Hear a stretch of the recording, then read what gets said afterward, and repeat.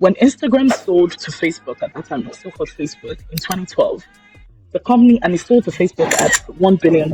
They acquired Instagram for $1 billion, cash and equity, combined. It had only 13 employees, 13 people working for the company, and it sold for $1 billion.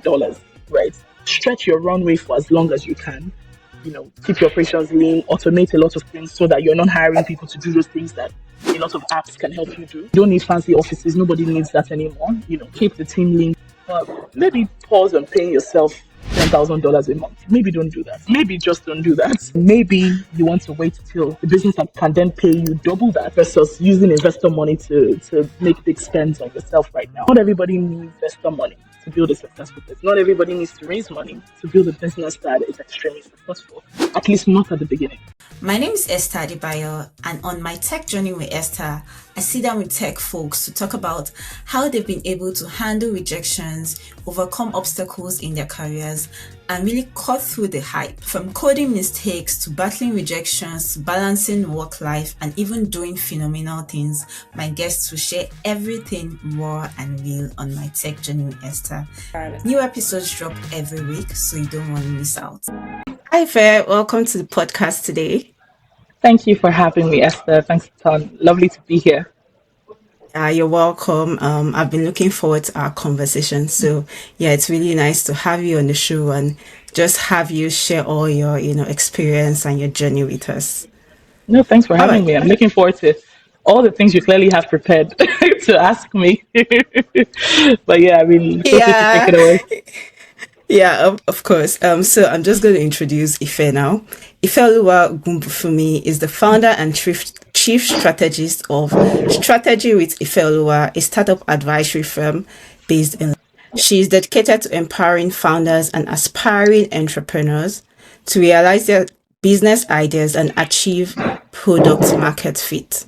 Ifeoluwa graduated with an MBA from Said Business School, University of Oxford, and holds an LLB from the University of Lagos. Previously, she served as a senior strategy and operations manager at Amazon Web Services, AWS, where she led initiatives that drove significant growth within the UK. Ifeoluwa has also played a crucial role at Flutterwave and Banwo and Igodalo, among other companies. Earlier this year, she was awarded by She Leads Africa as one of the 2024 top 50 rising model and moguls in Africa. So, welcome, Ife, to the podcast. Thank you for having me. It's always strange to hear your profile. That was so weird. Like, is this me? Okay, I think so. Yeah, but I was like, oh my God, wrap it up quick. But no, you have an incredible journey. Like, you've achieved so much, and I'm just excited that we get to dive into the conversation. You're welcome. So, I'd like us to play a game before we get started on, the deep stuff. Mm-hmm. So, this game is just to get to know you a bit more. Is like this or that. So, I'll ask you two options to things, and you just pick which one is your preference. Sure. So, iOS or Android? I used to be an Android baby. I can't lie. People find it hard to believe, but this phone is my first iPhone. Yeah. And this is, I've had it for 3 years now. So literally, I was an Android babe up until 2021. So which one? You pick iOS, right? Yeah, let's just go with it for the sake of. Okay. Yeah, but it's easy and fun to use. So, I used to be an Android person, so I always was that person that I'll never use an iPhone. But when I came into but when I think about it, I say that about the phones, right? But I've had a MacBook for like a decade, right? So I'll say iOS. So maybe I'm not really one of those Android iOS. iOS. So I think iOS. Yeah. Okay, books or podcasts? Ooh, that's interesting. I would say, can I pick a third option? Okay, but what's the third option? It would probably be like reading articles online. I read a lot of articles online, right? I listen to stuff, but I find that now and again, I just like to read. I like to soak up information by reading, because when I'm listening to stuff, usually it's music, right? So, but I would say like just soaking up reading articles online. I'm still trying to cultivate that book reading habit. I'm not there yet, but I'm trying. So maybe books. I'll say Okay, so aspiring books. we'll give you that third option. Aspiring, yeah, but yeah. Okay, coffee or tea? No, I'm a tea babe. I don't do coffee. I'm a tea girl. Okay, tea. Okay. I don't think I do any of them. So, Yeah, nice. I like tea. are you are you a morning person or are you a night owl? don't don't call my phone in the morning. Don't, and it's not even. I just don't just call me. And it's not because I'm sleeping. It's just I like to do my mornings the way I like to do it, and I guess it's something I'm thankful for now that I run my own company, right? Yeah. But I can work. I can literally be working till like 4 a.m., which I don't advise. So I'm very functional at night. Mornings, Nice. I'm alert, but I don't like that idea of waking up in the morning, getting showered, running to the office, all before 8 a.m. Nah, I don't like it. I don't like it. So I'll So pick you night as owl, night owl. Okay. night owl. Yeah. Okay. And finally, startups or established companies, even though I Ah, feel you like know I me have now. an You know idea. me. You know me. You know me. Please bring the startups. I think Yeah. startups are doing phenomenal Yeah. things in the world. So yes, team startups. I mean, they're my people and they know me. Yeah, they're your yeah. people. That's why I just had to include it because I was like, Yeah. The okay, I think startups. I know the answer Startups. to that question. Yeah. Yeah. Okay, cool, cool, cool. So let's start the conversation. I know that reading your bio, you were previously or you started your, will I say, your career at Bangwan in Godalo, and I'm not in law, but I know that that's one of like the foremost companies in Yeah. Africa, right? So my question is, what prompted you to make the decision to, well, I say, transition from law, especially having worked with a foremost law firm? What prompted that decision to move or just pivot? Yeah, no, and I would correct that. I actually didn't start my career in Bowen Igudalu, right? And I Okay. guess where I started my career literally was the game changer for me. So my first job was working Okay. for the vice president of Nigeria. So literally, I worked with Mm, President Yemi Osinbajo and the Ease of Doing okay. Business team, and I did that for about 2 years.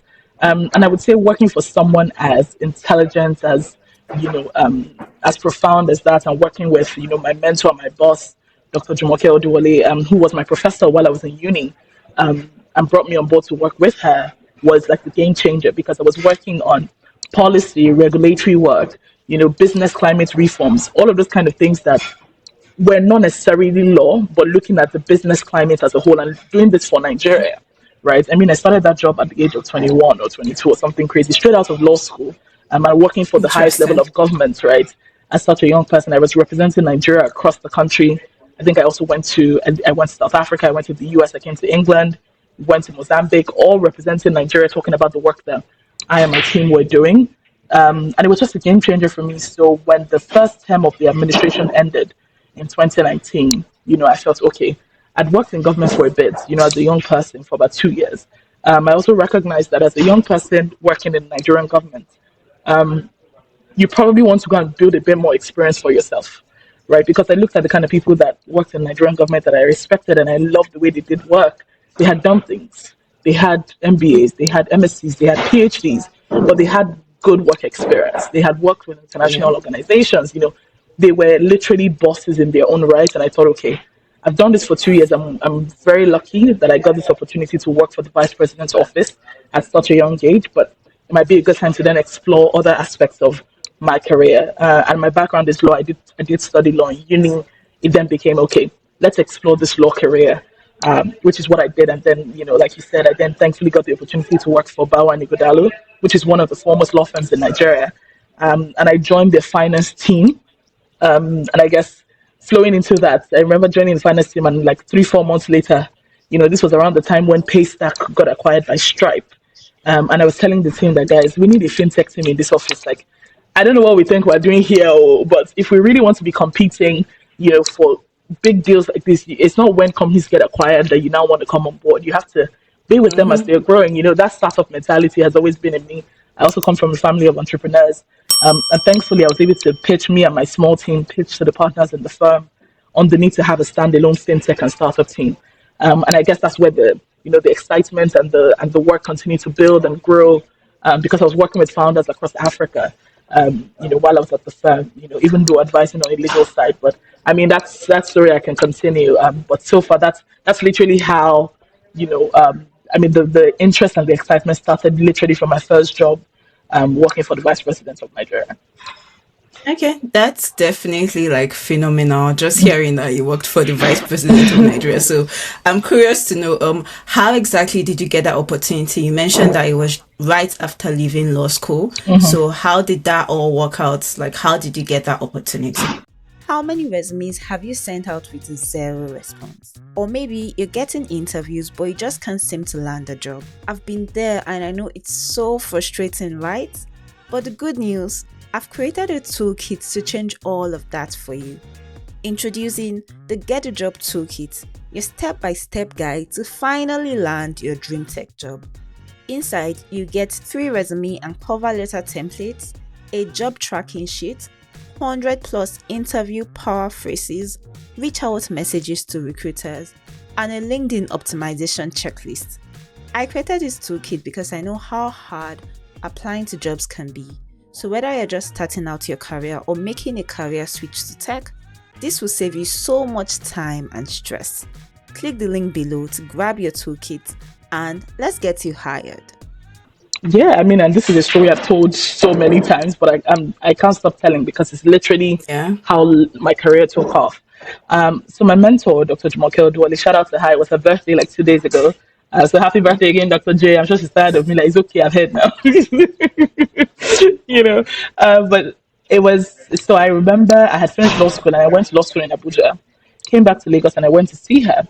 She was my professor in uni, and that's where we started, our relationship as mentor and mentee. I think she started being my mentor in my second year. And after that, I mean, our relationship grew, thankfully, and it's been amazing, right? So straight out of law school, I went to see her. I had like interviews lined up for about 3 or 4 top law firms. So I went to see her just to say, I'm a hot babe. Like, look at the law firms that want to interview me, or that I'm on track. And I remember her saying something to me that, Ifeoluwa, if I talk, will you listen? I was like, Dr. J, like I call her Dr. J. Of course I'll listen, And she was like, not a lot of people have the opportunity that you have, that they have access to someone who works at the highest level of government. Because at that time, she was a special advisor to the vice president, right? And she's like, you have access that you should be taking advantage of. And she was like, come and work for me. I was like, Dr. J, this is not what I came here for. Me, I came to tell you that I want to go and be a lawyer, But she's like, it's an opportunity that the law firms will be there when you're done. If that's what you still want to do, they would be there, But this is an experience that nothing and no one can take away from you if you take advantage of it. And I remember this was like a Thursday or so, and Monday morning I was on the first flight to Abuja and just never looked back. Right, so that's how. Wow. Yeah, it was that quick, because decisions like that, if you overthink it, if you ponder on it for a week, 2 weeks, 1 month, you're not going anywhere. And that's the truth. Exactly. Right. So, and I think that's something I like to tell people. When opportunities come, you have to be ready to take advantage of them. Don't second guess yourself out of opportunities that could potentially change your life. Right. So, and I'm glad that, it didn't take me too long. And my mom was like, okay, if you're convinced, I mean, I've known Dr. J for years. So she can't lead you inside Koto, inside, some people who don't speak my language, inside a mess. Right. Yeah. So I know her, I trust her, and this is something you want to explore, go for it. I'm glad that I did. Because it set me up for a lot of other things that I've done today. Yeah, I think from your story, it's just interesting because a lot of people need to understand that there's always that defining moment, which is not so obvious, but it's like if you make the decision and you just go with that, that defining moment, it just channels the course of your life. And it's very important to always have a mentor, like always have that person that you're looking up to. And many times you won't even have to make a mistake on your career path. And for you had Dr. J, right? And she was the one that just like pulled you and said, okay, will you be willing to do this? And you listened. But my question is, when you decided that, okay, this was something you wanted to do, did you face fear or did you face doubts with yourself? Like, how did you overcome those moments when you felt like, okay, am I really making sense here? Is this something like, am I making an impact? How did you deal with moments like that? Yeah, of course. And I say this because I started that job, I think I was 21 or 22. And literally for a while, I was the youngest on the team, right? The good thing was it was a team of private sector consultants that the vice president brought together to say, let's run this project for Nigeria, transform the business climate, and brought in a team of about 20 people to do that, right? So for the longest time, I was the youngest on the team, a 22-year-old. What am I really doing here, right? But I think that a lot of it was just self belief, first of all, and with self belief comes the reality of the fact that sometimes it will just not work out. You might fail, right? And that must you must be okay with the mistakes you would make because you're not perfect, right? So self belief with the understanding that sometimes it won't work out as you expect, and it's okay. Also having great support systems. My family is phenomenal, and I'm thankful for them. My mentor is amazing, and even the colleagues I worked with, right? Like I said, they were much older and much senior people in their career. So anything I was doing, that I thought was exciting and excellent, were like, you know what, there's so much more in life. Like this thing that you think you're doing that is making you excited, just keep going because there's so much more you will be able to do. And I remember a lot of their words so clearly, right? And I was like, okay, if I'm doing this and I'm so excited, if I'm speaking at the World Bank in Washington and I'm thinking, oh my God, such a big deal, and they're telling me there's more, there must be more, so just Yeah. massive support system, from friends, from family, from colleagues as well who wish you well.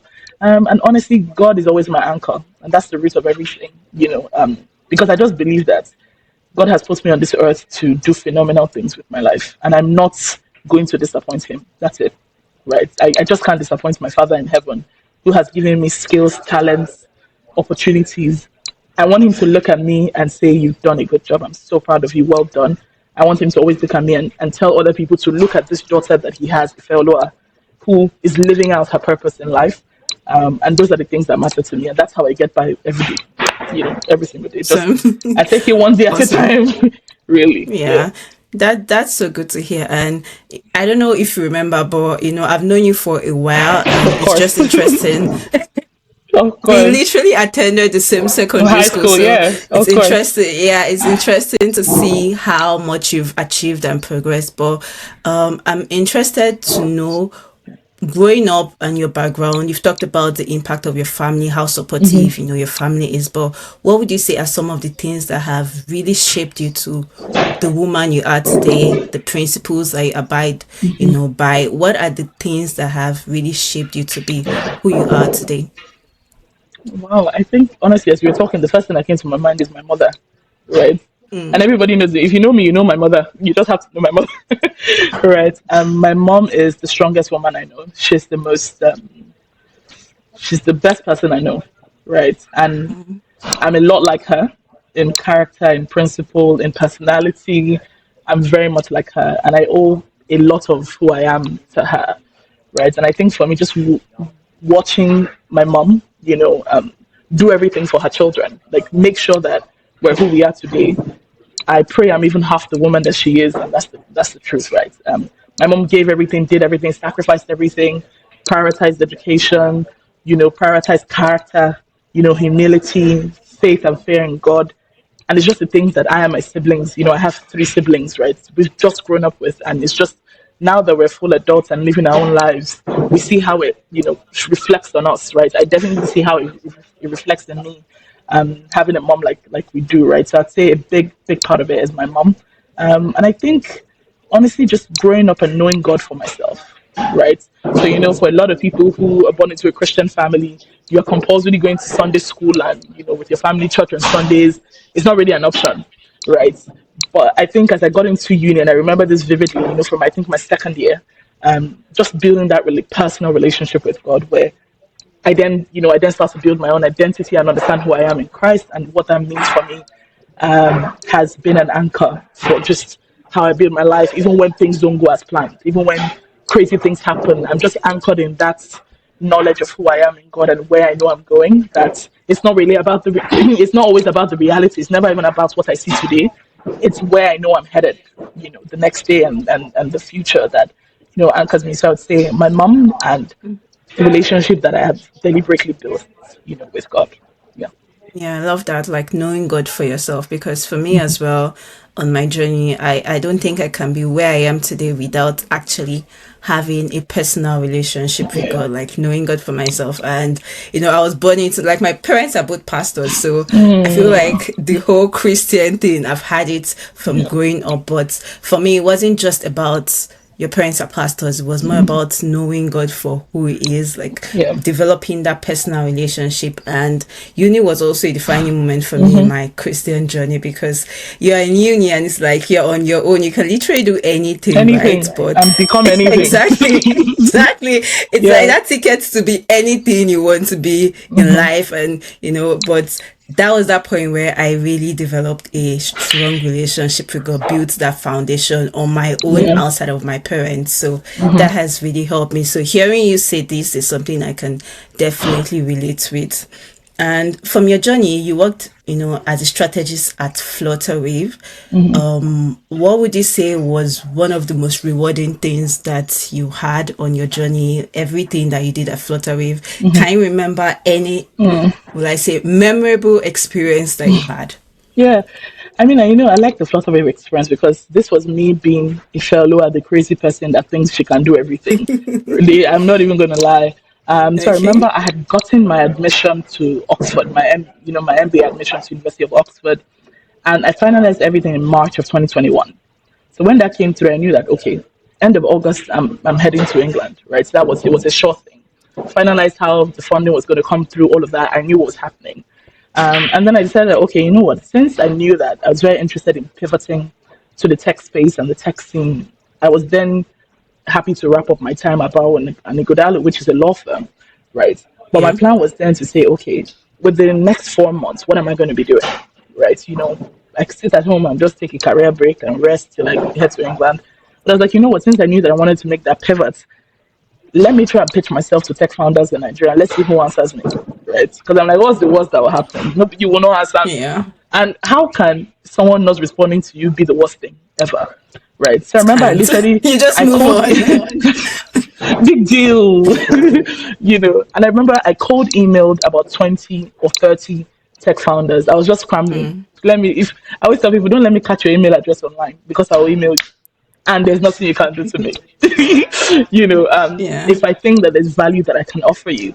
So I remember emailing my about 20 founders online, LinkedIn messaging here and there. And I sent a very good email, you know, set out my profile, attach my CV, even attached my Oxford admission letter to let them know that I'm not trying to work for you full time, right? I'm heading to England in a couple of months, but I just want to come and work with your strategy team. This is who I am. This is where I've worked. I worked with vice presidents. I've worked for one of the top law firms in Africa. I was one of the people who, one of the associates who started the fintech team, and just explaining who I am and the experience and the expertise that I have. Will you have me work with your strategy team for 3 to 4 months? And I didn't hear back from a lot of people, and that's the reality. I remember I even Really? got, yeah, that's like, life is life. You might think Yeah, you're all well, that, but some people are like, I don't even want, who are you? I don't know you. I don't want to talk to you. I true. remember I even had a call with one of these tech founders who set up a call with me and just didn't show up. Did never said a follow up. I followed That them, must didn't have answer been. me. That must have I was been like, really. it's God that will judge you. So the issue was disappointed. I was like, hey, it's fine, moving on. And funnily enough, Flutterwave was the only one that came back to me successfully. And they started the process. I remember I had a call with the head of the investor relations team. They gave me a task to do. I did the task and everything. And they were like, yeah, we're happy with you. Literally, I pitched myself to them and said, I want to come and do a pre-MBA internship. I'm the one that gave them that name. They didn't have anything like that at the office. I literally coined the title, for them and said I wanted to come and do this. And thankfully, I started, I think, at the end of May, I think so. And I was with them till the end of August, right? And when I think about memorable projects, because it was very exciting, I was on the chief of staff team and the investor relations team, and that's a very close team that works with the founder, GV. Shout out to GV. GV is my guy. He's one person I genuinely admire and I'm inspired by.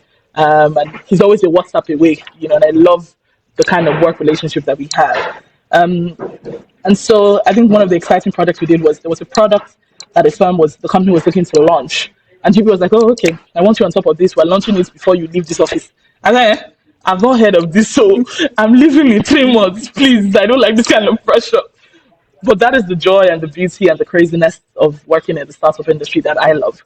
Where you fail fast, you learn quickly, you move on. And we did launch a pilot of that project. And I think for me it was just how quickly things were going. How it's okay to make mistakes, but you're learning from it and you're moving. it's not a hierarchy and chain of command like you have in a lot of established places. Everyone is responsible for their work. So make sure it's good work, because nobody has the time to be reviewing your work multiple times, right? And I would say it was just the entire environment of the startup ecosystem. I learned a lot of it working at Flutterwave for this couple of months. So I think those were some of my Yeah. big highlights. Okay, that's a very exciting story to even hear that you were just pitching. I think when you were That's the saying the pitch. fact that you pitched to so many startups, what was in my head is just like shooting your shots, like You just must, shoot though. your shots. You must. Like you have to shoot your shot. The worst that will You happen must. is you miss, but you have Yeah. to always And the shoot your truth is, shot. you're shooting Yeah. your shots. As I'm shooting my shots, Esther does not know that I'm shooting my shots. Like, nobody knows, nobody cares. Exactly. No one Do you get what I knows. mean? Yeah, it's And like, just just you. do what you need to do. It's what I think, and it works for me. Yeah. So I keep doing it. Essentially, Definitely, yeah, it definitely yeah. works. And you decided to, start strategy with Ifeoluwa. So my question is, at what point did you decide that, okay, this strategy I've been doing is now time for me to sit with myself and create my firm? At what point did you decide that? Oh wow, that's a very fun one. So I've literally been doing it, and yeah, I run a startup advisory firm called Strategy with Ifeoluwa, but it's called SWIF for short, because I know it can be a mouthful. So SWIF. Everyone just calls the company SWIFT because that's what Yeah, it is. Swift, yeah. And I remember, so last year I had a lot of big changes in my life, and one of those was, becoming a UK global talent. And I think, being able to pivot to a visa like that helps me to do anything, as I live and work in the UK, was something that now came to mind. I said, okay, so now I have this. I'm not tied to any company anymore. I literally can work for a company and start my own business. I can decide to fully run my own business. Like now there's no, there's no hindrance. The possibilities are endless. It then became, what do I want to explore? And I remember it was something, interesting that happened. December 31st, I put up a post on LinkedIn, right, where I was just talking about how my year had been. Nothing too personal, but I think it was just me. I was just being candid, talking about when the highs were highs, it was high. When the lows were low, it was so low. And just talking about what the year had looked like. And it was very personalized, because I remember people even reaching out to me to say, oh, this is your post, I love it. Can I steal it? I said, steal it, I don't really care. As long as that's what your own year was like, right? And I remember I posted that on LinkedIn, and the next morning, January 1st, I woke up and I realized that 200 people had viewed my LinkedIn profile. I was like, who are these people? Right. Again, anybody that knows me knows I'm a big lover and very active on LinkedIn. Right. Very active on But I don't LinkedIn. think I've woken up to see 200 people on my profile before. So I was like, what did I say that made you people going on? very curious about me? And I remember that post had like maybe 20,000 or 30,000 impressions. I don't remember. But I think that was like an aha moment for me, where I said, if I can say something that is going to make 200 people curious enough about me to say, who is this girl? Maybe it's high time I start doing something that makes a certain kind of people curious about me, but not just curious, so that when they then come and look me up, they see services that I offer that can help them, literally. And I remember I was in my sister's house. My sister and her family live in Reading. And that night of January 1st, I just thought that, I said, you know what, I think I'm going to do this thing. She was like, oh, finally, because my sister had been nagging me to, Ifeoluwa, this thing you do, people are keen on it. This is a service that people would pay for. This is something you're excellent at, and I see you do it for people every day. And essentially startup advisory. So I work with startups, with founders, figure everything out from a strategic perspective. So from your ideation to your product market fit, to your go-to-market strategy, to how to acquire customers and how to retain them, all the way to ensuring that you have a product that people want to buy from you, right? And January 1st, literally, I was working on it until like 3 a.m. I created my logo. I just said, you know what the hell? Let's do this thing. It was scary because when I posted it on January 2nd, I just dropped my phone like, people are now like, this one now. This is probably one of those new year, new me New vibes. year, yeah, New Year resolution, New Year goal. She's very up and happy. Let's see how long it will last. See And I how, remember just yeah. January 2nd, I posted something about, launching the strategy advisory firm, a startup advisory firm. Feel free to book some time with me here. I hadn't even created my website or anything. And that was it. And today is what, September 25th, and I'm here. December 25th. Yeah. And I'm Awesome. here, and Awesome. yeah, and I think about how December 31st is going to come, and I literally would have been running my company for a full year. I can't believe God, but I'm humbled by everything that has happened and is still happening. The kind of people that reach out to me in my inbox, even just cheering me on, telling me how I inspired them. These are people that I respect, right? People who are in their 50s, in their 40s, the kind of companies and the kind of people that want to work with me. And I'm just like, what if I didn't start this thing, right? And here I am, just one day at a time, right? But I'm doing it. Doing really awesome. I think when you were sharing your story, one thing that just hit me was a lot of times people want to start something, but they're waiting for that perfect moment, that time where everything is perfect. Like you launched out without even having a website, but many times people are running after that perfect thing. I want to have my website, I want to have my business card, I want to have Facebook page, Instagram page, and they overwhelm themselves with so many of these things that at that point is not necessary. Just start. When you start figuring it out on the go, and things start making sense. So that's one of the things I just learned from you, like just knowing you want to do something and just launching out without thinking so much about it. The worst is that it will fail, but the most important thing is that you gave it a shot and you started it. Yeah. So so let's get a bit practical here. I know you work with lots of founders, so let's assume someone comes to you and says, okay, if I want to start a business, I have an idea for, maybe a subscription-based business. For example, maybe you want to create a resume builder, you're a career person, I'm into like career, and I want to create a startup that focuses on helping people create their resumes. How exactly would you, what's the first thing that you would tell the person? Let's start from there. Yeah, no, I think the first thing, and it's a lot of things depending on who you are and depending on how you pitch Okay. the idea to me. But I mean, a couple of things are top of mind. So you say you want to create a resume builder for people, right? People is not really anything. People is the world, right? So you need Yeah. to, contextualize what people means to you, right? So is it graduates? Is it who exactly do you think would best benefit most from the service you're offering, right? Because again, you need to always keep that target market in focus, right? Yeah. Also, just ensuring, is it a product that people actually need, or is just something that you've seen that's, is something you've thought up and you've come up with and you're like, this could work, right? Is it something that Yeah. people actually need? Is it something they need? And two, is it something they would be willing and able to pay for, right? Because I don't imagine that you're in business for the fun of it. That you're in business to make money, you're in No. business to make sure it's sustainable. So that initial product market fit, making sure that it's something that people need and they're able and willing to pay for, then the next step would be that they're even then able to tell other people about it, right? So which is why you have to make sure that you've locked in that target market, right? And then I want to know, how do you plan to make money from this, right? So I think the example you gave was subscription based.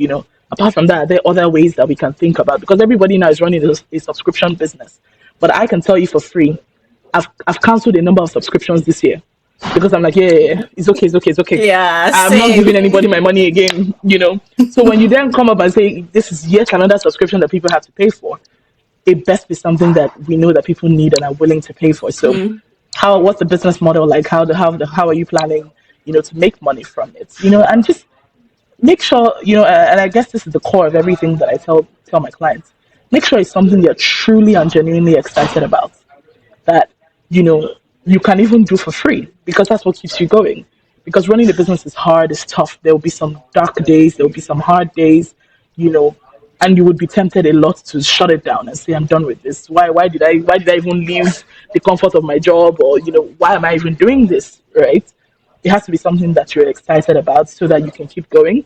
So that even when a lot of people around you can't see the vision, you know where you're headed, right? So at the core of it, make sure it's something that you truly are passionate about and excited about and willing to work on long term. Forget immediate gratification. It's not about what is happening now. It's what is the long term plan.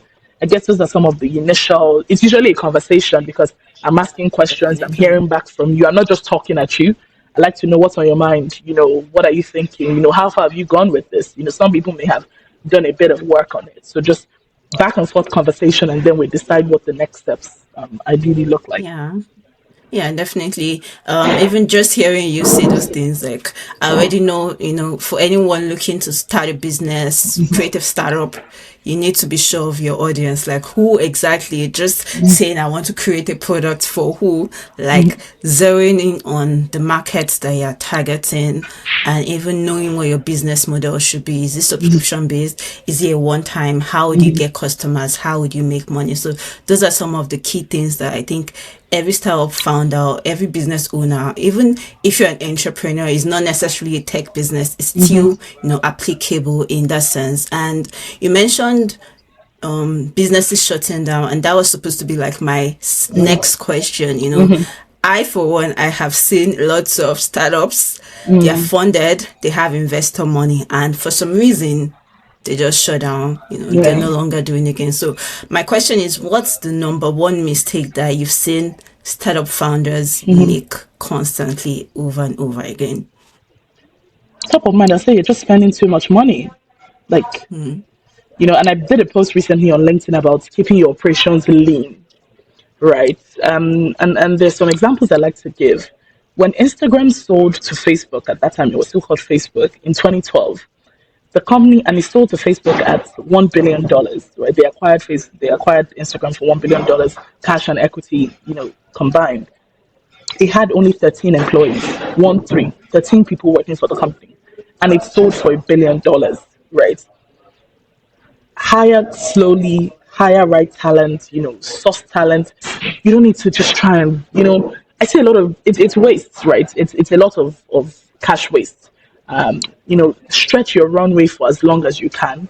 Keep your operations lean, automate a lot of things so that you're not hiring people to do those things that a lot of apps can help you do. So just stretch yourself. You don't need fancy offices. Nobody needs that anymore. Keep the team lean, keep the team remote. I was talking to a friend recently who said to me, they are, I think he has about 14 people. So he runs a marketing technology firm, and there are about 14 people working for him, and everybody's all over the world, right? Nobody needs everybody to come together. Nobody needs that, Yes. right? Pay, and this is something that a lot of people don't like to hear, but maybe pause on paying yourself $10,000 a month. Maybe don't do that, right? Maybe just don't do Yeah. that. Maybe you want to wait till the business that can then pay you double that conveniently versus using investor money to make big spends on yourself right now. So I think a lot of things that I see founders do is just a lot of waste, not using the money for what it should be used for. And then before you know it, the cash dries up, runway that should last you for about 2 years. In 9 months, you are saying you want to raise money again and all those things, all those funny things. The business is then not making money, you're acquiring customers, but you're not retaining them. It's only a matter of time before the bubble bursts, right? It spirals and spirals, and before you know it, you put a pin in it and boom, we can't keep That's going no it. more. So and it's hard, and running a business is hard. Yeah, It's it's tough. hard. So you need a certain, and which is why I tell people, speak to experts, speak to people who can help, speak to people who can guide you, and that's literally what my business is set up to do, to provide the kind of guidance you need to get it right the first time. There's nothing wrong with asking for advice from people who know better. It's that simple. Nothing wrong with it, and nothing wrong with paying for that advice as well, right? Just so Yeah, that you're absolutely. not in a mess, down the line. Exactly, yeah. So you don't make the mistake and then realize it when it's too late, when it's time to shut down. At that point, I can't really help you. At that point when you just have 1 month left to, I can't. to Not much I operate, can and then do. you come to Ife. I wish you well. I just hope to God that you're able to get up after that kind of experience. But yeah. Yeah. If gradually wrapping up now, outside of strategy, when you're not doing strategy and working with a startup, doing business, what do you like to do for fun? Oh my God, I'm on road. I'm always on road, man. Doing things that I Trips? love, and it's no. So when I say on road, I'm just doing things that I enjoy. So it's Okay. either I'm traveling. I love traveling a lot. Because I think the world is such a beautiful place, and if I can see it, why not? Right. And now that I work for myself, I tell people, give me my laptop, give me my internet. Anywhere you want me, I'll be there, right? I'm heading to the US in a couple of weeks. I just came back from Nigeria. I went back home. Before that, I went on a solo trip to Albania. I'm just like, see the world if you can afford it. Again, don't break the bank. I don't believe in breaking the bank for anything. except it's super, super important. But I like to see the world and see what's happening. Also, spend time with family. When I went back home to Nigeria, it was so hard then coming back to England because I had the best time with my family. They're my gang, they're my crew. Just spend time with family, and people you love. Also, just anything that makes me laugh. I love good theater, so I watch live theater a lot. A good movie at night. I'm just on my laptop watching some shows that crack me up. I watch Which show are comedy. you I watch. currently watching? Oh, it's an old one. My friends always tell me that I'm very weird, but sometimes I just watch like old shows because of it. It's this show. It's this police drama called Rizzoli and Isles. It's.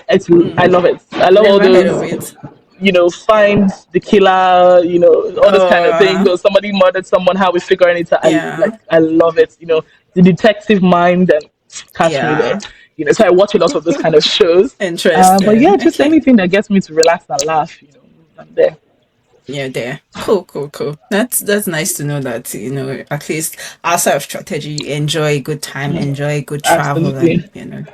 yeah. Absolutely. So final Absolutely. question, if what do you wish most founders knew that they do not know when starting off? Like what's that one thing that you wish that startup founders know when starting up their businesses? Huh. I'd say they know this, but maybe they've made themselves think otherwise. I think not everybody needs investor money to build a successful business, right? Not everybody needs to raise money to build a business that is extremely successful, at least not at the beginning, right? I mean, founders, and next thing is, oh, in the next 2 months, oh, we need to raise. I'm like, breathe, breathe, breathe. Breathe, allow yourself to breathe, And I don't know, maybe it's just me. I'm like, are you people not afraid to collect people's money? Me, I'm afraid though. I don't know. It looks like people are not afraid. I am afraid Clearly, too, I'm very, because very the afraid. pressure is a Because lot. I'm just like, you're collecting people's money, they're taking equity from your business. There's a lot of onus on you to manage that business effectively, like mistakes that you would even freely make when you're building a company all by yourself. You're accountable to external people. Nothing wrong with it, right? Because of course, injecting investor cash also helps businesses really accelerate, right? But I would really like people to sometimes just pause and think, okay, are there other ways I can get this business to at least stand before you're quick to start looking for where you can raise and I need angel investors. If I can just get 100K, if I can get 1 million, pause, right? And I think the core of that is, and this is what I tell people, if you would just focus and not look to the left or to the right at what everybody else is doing, I think that's usually a lot of the pressure. It comes from, this is what other people are doing, this is what the world is doing, I need to be doing the exact same thing. It's like, I don't think it should work that way. I think if you know that you have something special that people need and want, I think you should take the time and the sweat and the energy to build that thing, right? And see it through, right? If you do need investor money, nothing wrong with it. But I don't think that should be the core of why you started this company, so you can raise money, right? So I think that would be the one thing that I wish that the founders took a bit more time with doing, which Yes, is yeah. start a bit. I mean, before VC became a thing, how were people building businesses?